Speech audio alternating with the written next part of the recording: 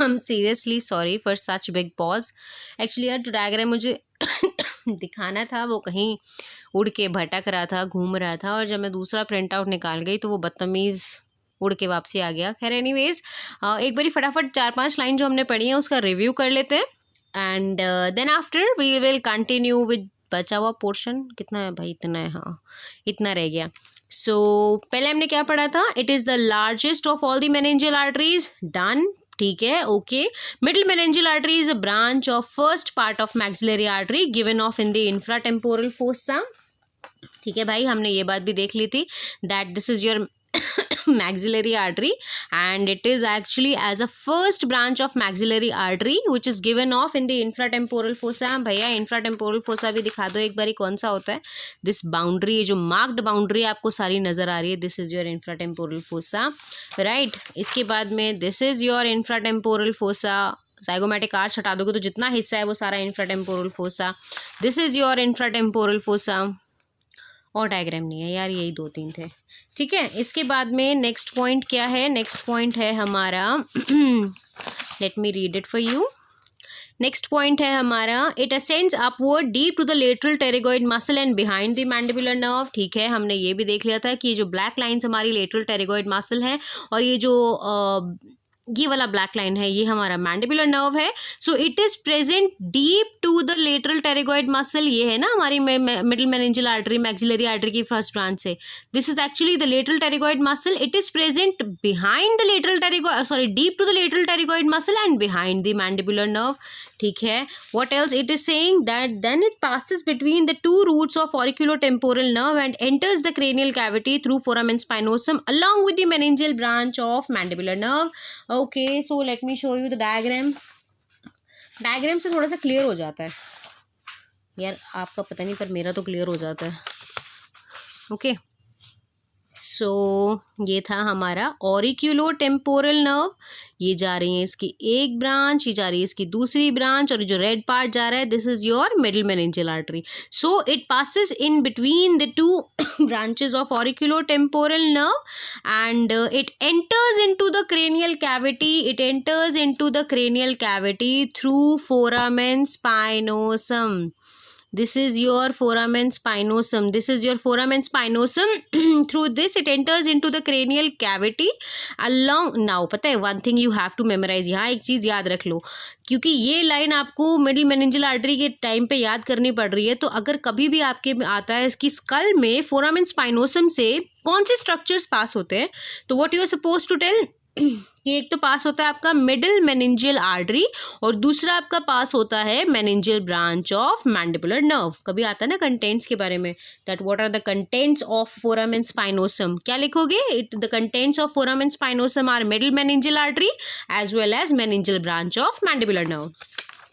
जब यहाँ पे पढ़ ही रहे हो तो ये चीज़ एक्स्ट्रा याद कर लो, ठीक है। Now in the cranial cavity, it passes forward and laterally in a groove on the squamous part of temporal bone. It divides into two branches. Okay, fine. It divides into two branches. Let me show you the diagram now. इसके चक्कर में मुझे नीचे जाना पड़ा था। देखो, it is moving further. This is your middle meningeal artery. It moves towards the squamous part of temporal bone और ये एक anterior branch देती है और एक ये posterior branch देती है, right? One it is giving an anterior branch and one it is giving as your posterior branch। एक anterior branch दे रही है और एक ये posterior branch दे रही है। The anterior branch जो वो देती है that is referred to as your frontal branch। Okay, that is referred to as your frontal branch, and that frontal branch is your anterior branch. It crosses the greater wing of sphenoid and lodges in the groove or bony canal at the sphenoidal angle of the parietal bone beneath the pterion. Thereafter it divides into branches which spreads up to as far as the vertex is present। Okay, so basically it crosses over to the greater wing of sphenoid bone। ये आधा दिखा है, इधर दिखाती हूँ मैं तुम्हें यार, देखो this is your greater wing of sphenoid bone। it is going to pass, can I just focus please?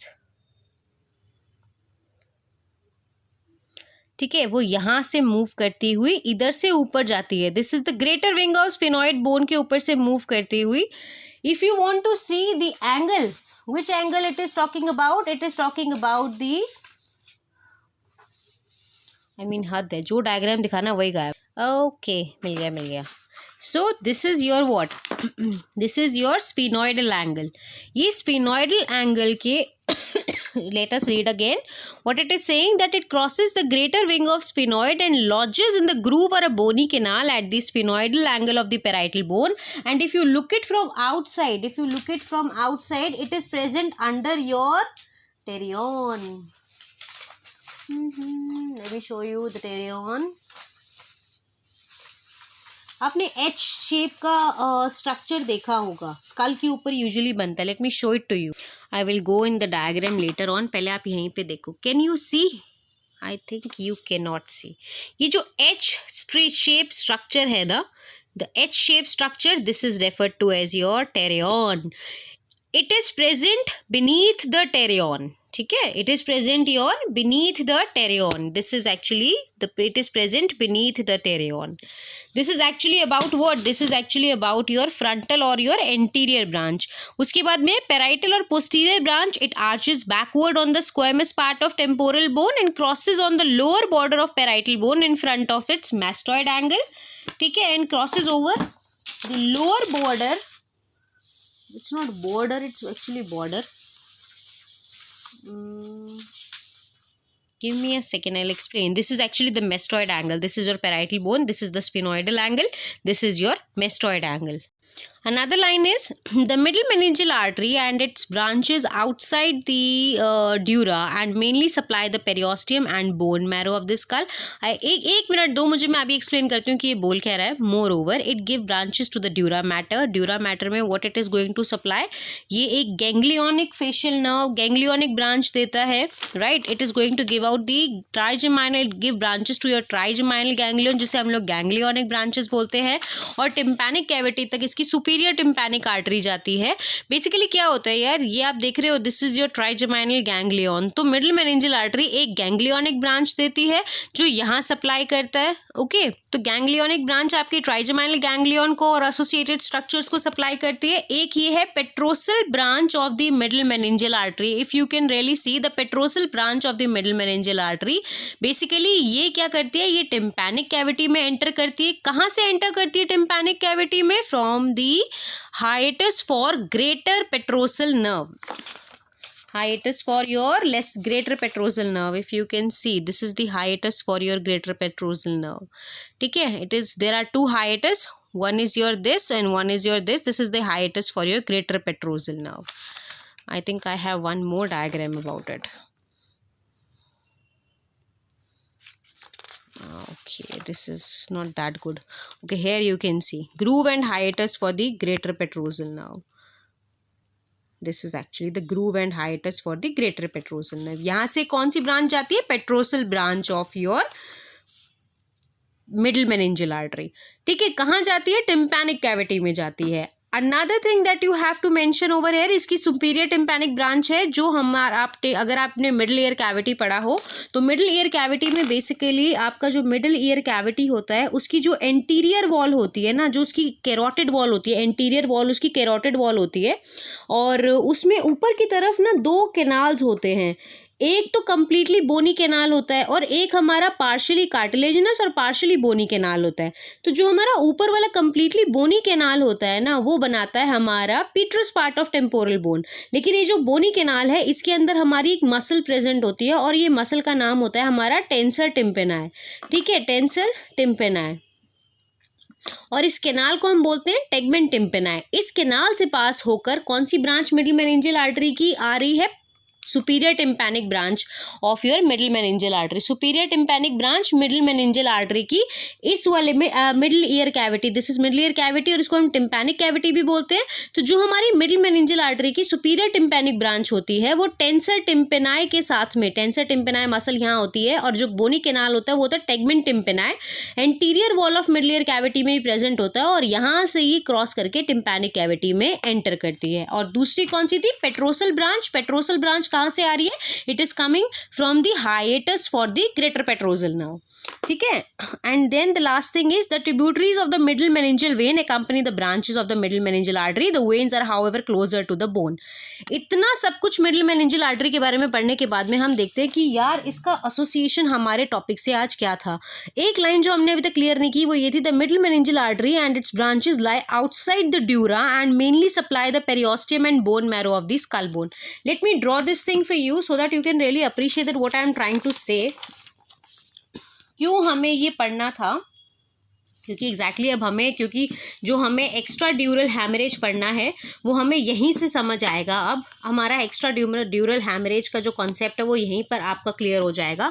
देखो जो मिडिल मेनिंजियल आर्टरी होती है ना वो कहाँ पर प्रेजेंट होती है, ये आपका है, हमने पहले क्या बताया था दैट ड्यूरा मैटर की दो लेयर्स होती हैं, एक होती है आउटर लेयर और एक होती है इनर लेयर. जो हमारी आउटर लेयर होती है वो होती है हमारी पेरियोस्टियल लेयर. आउटर लेयर कौन सी होती है हमारी, पेरियोस्टियल लेयर, और इनर लेयर होती है हमारी meningeal layer. Now what happens in between both these layers, इन दोनों लेयर्स के बीच में होती है हमारी middle meningeal artery and are middle meningeal vein. Right, middle meningeal artery और होती है हमारी मिडिल मेनिंजियल वेन.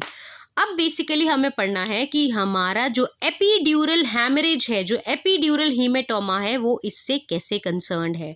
आइडियली क्या होता है, ये पेरियोस्टियल जो हमारा ऊपर स्कल प्रेजेंट होता है, ऊपर हमारा जो स्कल बोन है, राइट, ऊपर क्या है हमारी, ऊपर हमारी सारी की सारी क्या है, ऊपर हमारी क्या है, स्कल बोन है, राइट, ऊपर है हमारी स्कल बोन. अब जो हमारी ऊपर वाली स्कल बोन है ना, हमने पहले भी क्या बोला कि ड्यूरा मैटर की कहने को तो दो लेयर्स हैं, लेकिन जो पेरियोस्टियल लेयर है वो स्कल बोन के साथ बहुत टाइटली अटैच्ड है. वैसे तो पेरियोस्टियल लेयर और मेनिंजियल लेयर के बीच में कोई गैप नहीं होता है, देयर ऑल्सो, लेकिन there is a potential space which is present between them. अब क्या होता है, अब हमें पढ़ना है कि एपीड्यूरल हैमरेज कैसे इससे रिलेट करता है. एक पॉइंट हमने मिडिल मेनिंजियल आर्टरी में पढ़ा दैट मिडिल मेनिंजियल आर्टरी जब क्रेनियल कैविटी में एंटर करती है then it move towards the squamous part of temporal bone. यानी कि किस तरफ मूव करती है वो, बेसिकली टेम्पल की तरफ, राइट, इस तरफ मूव करती है वो. नाउ द फैक्ट इज कि अब हमारे पास में अगर एपीड्यूरल हैमरेज का कोई पेशेंट आता है तो हम कैसे पता लगाएंगे कि एपीड्यूरल हैमरेज का पेशेंट है. हमारे पास में जब कोई एपीड्यूरल हैमरेज का पेशेंट आएगा, यार सबसे पहली चीज़ अदर देन सिम्टम्स वो बोलेगा कि मुझे किसी ने टेम्पल रीजन में हिट करा था, राइट, मुझे ना, वो आपको क्या हिस्ट्री देगा कि मुझे ना किसी ने यहाँ हिट किया था, मुझे यहाँ चोट लगी थी. उसके बाद में देखो, अगर तो कोई हैमरेज नहीं होगा तो पहली बात वो अनकॉन्शियस होना ही नहीं चाहिए, उसको बेहोश होना ही नहीं चाहिए. अगर कोई हैमरेज वगैरह नहीं होगा तो वो बेहोश ही नहीं होगा. लेकिन इन केस क्या होता है कि सपोज उसको उसके टेम्पल रीजन पर किसी ने हिट किया, सपोज दो दोस्तों की लड़ाई हुई और उसको किसी ने यहाँ हिट किया, squamous part of temporal bone में हिट किया. ये फ्लैट एरिया है, ये वैसे भी बहुत थिन एरिया होता है, यहाँ किसी ने इस बोन पर हिट किया, उसको क्या हुआ कि आपकी जो ये मिडिल मेनिंजियल आर्टरी थी ये हमारी डैमेज हो गई, ये हमारी रप्चर हो गई. जब ये हमारी रप्चर होगी ना यार, अब जब ब्लड है वो ब्लड कहाँ जाएगा, वो ब्लड कहीं एस्केप तो हो नहीं सकता, तो वो इन दोनों के बीच में इकट्ठा होना शुरू हो जाएगा. ठीक है, तो यहाँ पर एक बहुत बड़ा सा ब्लड का एक्यूमुलेशन हो जाएगा. ये जो ब्लड एक्यूमुलेशन होगा इसे हम बोलेंगे, क्योंकि ये ड्यूरा मैटर की दो लेयर्स के बीच में है, लेकिन ड्यूरा मैटर की पेरियोस्टियल लेयर स्कल से फर्मली टाइटली अटैच होती है मेनिंजियल लेयर्स, तो इसे हम लोग बोलते हैं एपीड्यूरल हैमरेज. एपीड्यूरल हैमरेज या epidural hematoma, you can say epidural hematoma. I will show you with the help of a diagram that what I am trying to explain. ठीक है, I will show you again. क्या हुआ, उसको temple पर, उसको squamous part of temporal bone पे इस जगह किसी ने हिट किया, और वो सबसे पहली हिस्ट्री यही देगा कि मुझे यहाँ पर टेम्पल एरिया में मेरे दोस्त ने मेरे को साइड से घूसा मारा था इसका सर पे. उसके बाद से ही मेरे साथ में ये प्रॉब्लम क्रिएट हो रही है, जो प्रॉब्लम मैं बताऊँगी कि क्या वो प्रॉब्लम कंप्लेन करेगा. लेकिन क्या होता है, जब हम लोग squamous part of temporal bone पे किसी इंजरी को रिलेट करते हैं, किसी ट्रॉमा को रिलेट करते हैं, तो what happens between there are chances that जो मिडिल मेनिंजियल आर्टरी है, जो मिडिल मेनिंजियल वेसल्स हैं वो वहाँ पर रप्चर हो गई हैं।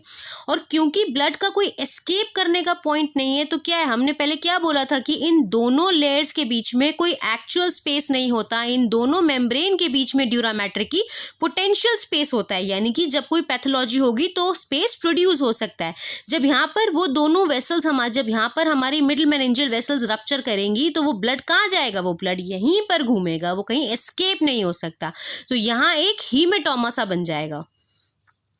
Now see in this diagram, यहाँ पर क्या दिखा रहा है, दैट स्कल फ्रैक्चर हुआ, there occurs rupture of the middle meningeal artery, और यहाँ पर एक क्लॉट सा बन गया, एक ब्लड एक्यूमुलेशन हो गया। यहाँ पर क्या हुआ, ब्लड एक्यूमुलेशन, और इसे हम क्या बोलेंगे, दैट ड्यूरा। ये कौन सा ड्यूरा जो पुश अवे हुआ है, ये आपका मेम्ब्रेनस ड्यूरा पुश अवे हुआ है, राइट। जो आपके पास में दूसरा था meningeal branch of dura mater जो थी, ये ग्रीन वाला आपका meningeal branch of dura mater है, और जो अटैच रह गया वो कौन सा था, वो आपका periosteal branch of dura mater, और यहाँ पर आपका जो है ब्लड एक्यूमुलेट हो गया। अच्छा, this is something that we are showing on with the colourful diagrams, ठीक है। ये दिखाना कलरफुल डायग्राम से आसान है कि जब यहाँ पर मिडिल मेनिंजियल आर्टरी फ्रैक्चर होगी, सॉरी स्कल फ्रैक्चर होगा, मिडिल मेनिंजियल आर्टरी रप्चर होगी, हीमेटोमा बनेगा, तो हमें ड्यूरा का दिखाना है कि वो पुश अवे हो जाएगा। फैक्ट इज कि हम लोग सिटी स्कैन या एक्सरे में कैसे देखेंगे, क्या हम एक्सरे में भी ड्यूरा मैटर और एरेकिनॉइड मैटर और पाया मैटर को अलग अलग देखेंगे, फिर देखेंगे कि नहीं। एक्चुअली जब हम लोग पेशेंट को देखेंगे और पेशेंट हमें करेगा कि यार मेरे टेम्पल रीजन पर किसी लड़ाई के दौरान क्या सिम्टम्स, वो आपको बोलेगा कि मेरे ना इस जगह पर लेटरल साइड पे, मेरे टेम्पल जोन पे, squamous part of temporal bone पे किसी ने हिट किया था, एक सडन इंजरी हुई थी। सबसे पहली चीज़, अगर कोई हैमरेज नहीं होगा तो पेशेंट अनकॉन्शियस होना ही नहीं चाहिए, वो कॉन्शियस रहे। लेकिन कई बार पेशेंट कहता है कि यार जब इंजरी कॉज हुई, जब मुझे किसी ने वहाँ घुसा मारा, जब मुझे किसी ने मेरे टेम्पल रीजन में हिट किया, तो हिट करने के बाद आई वॉज कॉन्शियस, ठीक था मैं, उसके बाद में धीरे धीरे वो ग्रेजुअली अनकॉन्शियस स्टेट में जाने लगा, मतलब 10 घंटे बाद उसके ऊपर कोई असर हुआ। कई पेशेंट्स कंप्लेन करते हैं कि यार हम लोग जब मुझे उस चोट लगने के बाद मैं बेहोश हो गया, फिर मैं होश में आया, फिर मैं ठीक हो गया, उसके बाद में दोबारा कुछ टाइम बाद मेरे को ये प्रॉब्लम फेस हुई कि मैं धीरे धीरे अनकॉन्शियस स्टेट में जा रहा हूँ, ड्राउजीनेस सी रहती है। पेशेंट एक्चुअली कंप्लेन करता है द सबकॉन्शियस लेवल और अनकॉन्शियस स्टेट में जा रहा है।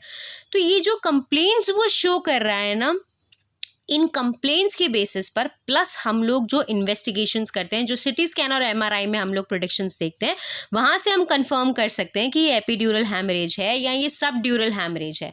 अच्छा, एपिड्यूरल हैमरेज में क्या आपको अलग नज़र आएगा, बेसिकली हम लोग उसको ल्यूसिड इंटरवल बोलते हैं। सिटी स्कैन पर जाने से पहले एक चीज़ आपको बता दूं, दैट सपोज पेशेंट को कोई इंजरी हुई, पेशेंट को किसी ने हिट करा, हिट करने के बाद में वो अनकॉन्शियस हुआ, उसके बाद में उसको थोड़ी देर बाद होश आ गया, होश आने के बाद में वो ठीक हो गया, देन आफ्टर सम टाइम उसको फिर से वही प्रॉब्लम फेस ऑफ होने लगी।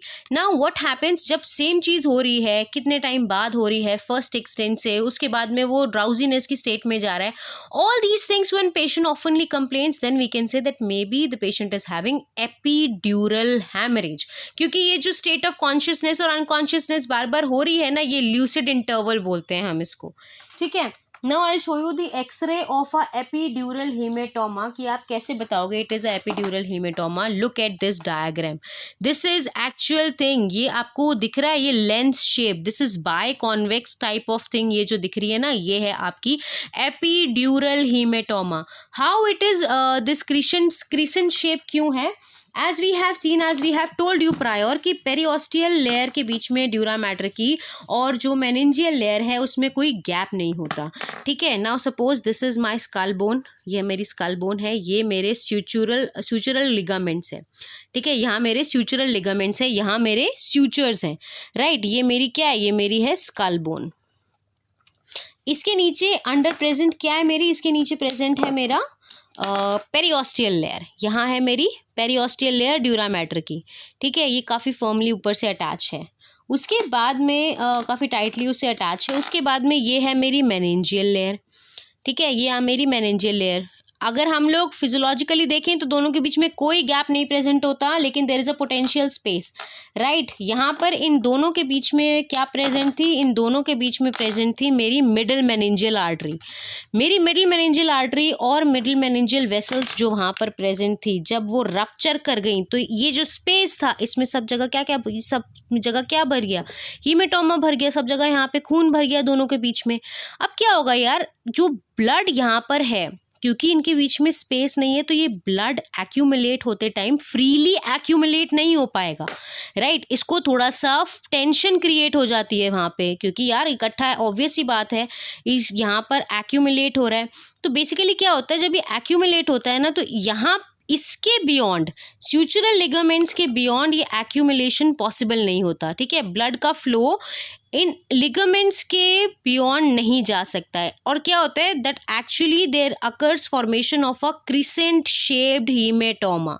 whenever there is a crescent shape, sorry it's not crescent, there is a lens shaped hematoma, whenever there is a lens shaped hematoma, आसानी से समझ जाओ कि ये जो हीमेटोमा की शेप है, ये हीमेटोमा की शेप एपिड्यूरल हीमेटोमा के केस में बनती है। क्यों बनती है एपिड्यूरल हीमेटोमा के केस में, क्योंकि beyond the sutural ligaments blood can not flow, blood is flowing, blood जो एक्यूमुलेट हो रहा है वो टेंशन में एक्यूमुलेट हो रहा है, क्योंकि इनके बीच में कोई एक्चुअल स्पेस नहीं है, जगह नहीं है उसके जाने के लिए, जबरदस्ती घुस रहा है। भाई पैथोलॉजी है, वो कहाँ जाए, वो एस्केप तो हो नहीं सकता।